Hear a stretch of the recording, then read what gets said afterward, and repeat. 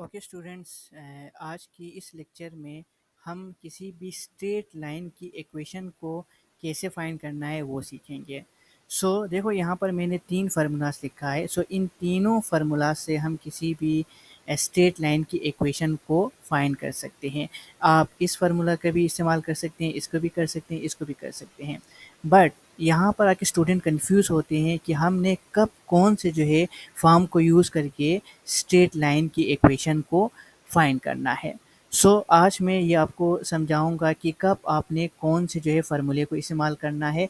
तो आप ये क्वेश्चन पे डिपेंड करता है कि आपने जो है उस स्ट्रेट लाइन की इक्वेशन को इस फार्मूले से फाइंड करना है या इस फार्मूले से फाइंड करना है या इस फार्मूले से फाइंड करना है। ओके, तो ये कोई मुश्किल चीज़ नहीं है। सिंपली मैं आपको हर एक के केस में दो दो स्टेप्स बताऊंगा। तो अगर आप उन दो स्टेप्स को याद रखें तो इजीली आप जो है उस स्ट्रेट लाइन की इक्वेशन फाइंड कर सकते हैं और आपको ये भी पता चल जाएगा कि आपने कब कौन सी जो है इन फॉर्म को इस्तेमाल करना है। ओके, सबसे पहले इस जो है फॉर्म की तरफ आते हैं, y is equal to m x plus c. Generally O level में हम इस फार्मूले का जो है वो इस्तेमाल करते हैं। ओके, तो ये फार्मूला हम कब इस्तेमाल करें? ठीक है, आपकी क्वेश्चन में अगर क्या क्या गिवन है तो हम जो है ये फॉर्म को इस्तेमाल करते हुए किसी भी स्ट्रेट लाइन की इक्वेशन फाइंड करें। तो ओके, अगर आपके क्वेश्चन में दो चीज़ें गिवन हो, कौन सी दो चीज़ें मैं यहाँ पर लिखता हूँ। अगर आपके क्वेश्चन में ग्रेडियंट गिवन हो, ठीक है, ग्रेडियंट जो कि m से यहाँ पर रिप्रेजेंट किया हुआ है, यहाँ पर ये जो m है दिस इज एक्चुअली ग्रेडियंट। और दूसरा जो पॉइंट है, आपको y इंटरसेप्ट गिवन हो, y इंटरसेप्ट, और यहाँ पर y इंटरसेप्ट क्या है मेरे पास, c है।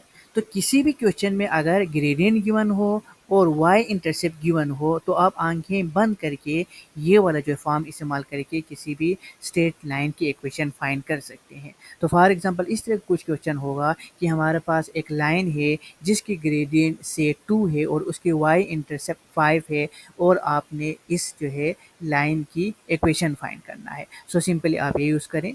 तो फॉर एग्जांपल चलो इसकी एक जो है एग्जांपल करते हैं। मैं कहता हूँ कि एक लाइन है, उसकी जो ग्रेडियंट है वो कितनी है, 5 है, और y इंटरसेप्ट जो कि यहाँ पर c है वो क्या है, 2 है। तो ये दो चीज़ अगर गिवन है तो हम क्या करेंगे, y is equal to m x plus c, ये वाली फॉर्म यूज़ करेंगे। आप सिंपली क्या करें, इसमें वैल्यूज पुट करें।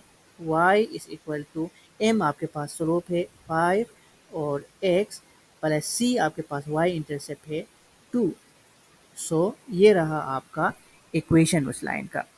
यहाँ पर आपके पास ये लाइन ऑफ सॉरी, ये आपके पास जो y इंटरसेप्ट का मतलब है कि आपका जो स्ट्रेट लाइन है वो y एक्सिस के कौन से पॉइंट पे इंटरसेक्ट कर रहा है, वो पॉइंट एक्चुअली y इंटरसेप्ट कहलाता है, जिसे हम c से डिनोट करते हैं। तो अभी इस केस में ये तो गिवन था, इस 2 का मतलब है कि आपका जो लाइन है, स्ट्रेट लाइन है, वो y इंटरसेप्ट के इस पॉइंट 2 पे क्या करता है, इंटरसेप्ट करता है। अगर मैं अगेन बताता हूँ कि ग्रेडियंट गिवन हो और y इंटरसेप्ट गिवन हो तो आपको ये फॉर्म यूज़ करना होगा। ओके, अब हम आते हैं नेक्स्ट फॉर्म की तरफ। ये आपके पास नेक्स्ट जो फॉर्म है, y minus y one is equal to m into x minus x one. अगर आपके क्वेश्चन में अगेन दो चीज़ गिवन हो, कौन कौन सी चीज़ें, पहला आपके पास अगेन ग्रेडियंट, ग्रेडियंट गिवन हो, ग्रेडियंट का मतलब स्लोप जो कि यहाँ पर m से रिप्रेजेंट कर रहा है, और दूसरा सवाल में कोई एक आपके पास पॉइंट्स गिवन हो या पॉइंट्स की कोऑर्डिनेट गिवन हो, पॉइंट गिवन हो। तो चलें उस पॉइंट की कोऑर्डिनेट को अभी यहाँ पर मैं x1 x2 का नाम देता हूँ। फॉर एग्जांपल आपसे पूछा जाता है कि आपने जो है इस लाइन की इक्वेशन फाइंड करना है जिसकी ग्रेडियंट जो है वो 6 है और ये लाइन एक पॉइंट है, उस पॉइंट से गुजर रहा है और वो पॉइंट यहाँ पर आपको बताया हुआ है। तो उस केस में आपने क्या करना है, आंखें बंद करके ये वाला जो है फॉर्म आप यूज़ करें। मैं यहाँ पर एग्जांपल के तौर पर लिखता हूँ कि मेरे पास जो लाइन है जिसकी इक्वेशन अभी हम फाइंड करने जा रहे हैं, उसकी ग्रेडियंट है 3 और ये लाइन एक पॉइंट से गुजर रहा है और वो पॉइंट क्या है आपके पास, 2 and 1। ओके, सो देखो ये आपके पास पॉइंट है और ये आपके पास ग्रेडियंट है। तो इस पॉइंट को मैं इसको x1 का नाम देता हूँ, ठीक है, और इसको मैं सॉरी यहाँ पर ये y1 का नाम देना चाहिए मुझे, सो ये आपके पास y1 होगा। सो x1 y1 जो है इस कोऑर्डिनेट्स का नाम होगा। ओके, सो आप क्या करें, इस जो है फार्मूले में पुट करें y minus y one. So y minus y one क्या है, यहाँ पर 1 है, इस जो है पॉइंट्स का y coordinate, so 1 is equal to m, यहाँ पर जो m है वो आपके पास ग्रेडियंट है, तो मैं यहाँ पर लिखूंगा 3 into x minus x1। x1 क्या है आपके पास उस पॉइंट का x कोऑर्डिनेट जो कि यहाँ पर है 2, सो यहाँ पर लिखेंगे 2। ओके, अब आप इसको सिंप्लीफाई करेंगे, y minus one is equal to 3x minus six, y is equal to 3x minus six plus one, y is equal to 3x minus five. So ये रहा आपकी इस लाइन का इक्वेशन। सो बहुत ही सिंपल है, आपने सिर्फ दो चीज़ें याद रखनी थी। अगर आपके पास क्वेश्चन में ग्रेडियंट गिवन हो और एक आपके पास पॉइंट गिवन हो, पॉइंट का मतलब उसकी कोऑर्डिनेट गिवन हो, x1 y1 गिवन हो, तो सिंपली आप इस फॉर्म को जो है यूज़ करते हुए इजीली जो है उस लाइन की इक्वेशन आप फाइंड कर सकते हैं। अब हम आते हैं लास्ट फॉर्म की तरफ, जो कि यहाँ पर लिखा हुआ है y minus y one divide by y two minus y one equal to x minus x one divide by x two minus x one.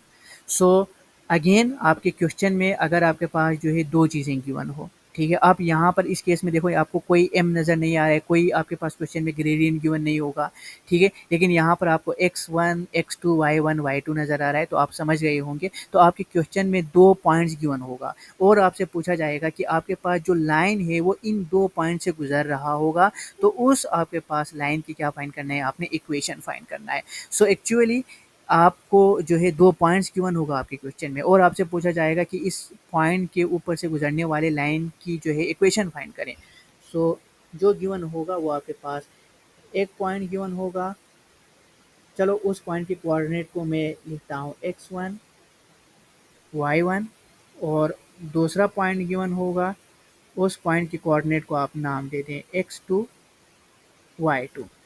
Okay, example के तौर पर मैं लिखता हूँ कि लेट सपोज आपके पास दो पॉइंट है, एक पॉइंट है आपके पास C1 और दूसरा पॉइंट है आपके पास 4 2। ये मैंने रेंडमली कोई से भी पॉइंट लिया है। तो देखो आपके पास क्वेश्चन में सिर्फ दो पॉइंट्स गिवन होगा और कहेंगे कि आपके पास जो लाइन है, ठीक है, ये दो पॉइंट्स गिवन होगा और कहेंगे कि आपके पास जो लाइन है वो इन दोनों पॉइंट से गुजर के जा रहा है, ठीक है, इन दोनों पॉइंट से गुजर के जा रहा है, तो आपने इस लाइन की इक्वेशन फाइंड करना है। तो यही आपके पास क्वेश्चन होगा, तो आपको ये वाला जो फॉर्म इस्तेमाल करना होगा, ठीक है। सो मैं इसको मिटाता हूँ और आप इसको नाम दे दें, इसको आप x1 का नाम दे दें, इसको आप y1 दे दें, इसको आप x2 दे दें, इसको आप y2 दे दें, आपकी मर्ज़ी है। आप इसको x1 दे दें, इसको y1 दे दें, आप इसको x2 दे दें, y2 इसको दे दें, ठीक है, इससे कोई फ़र्क नहीं पड़ता।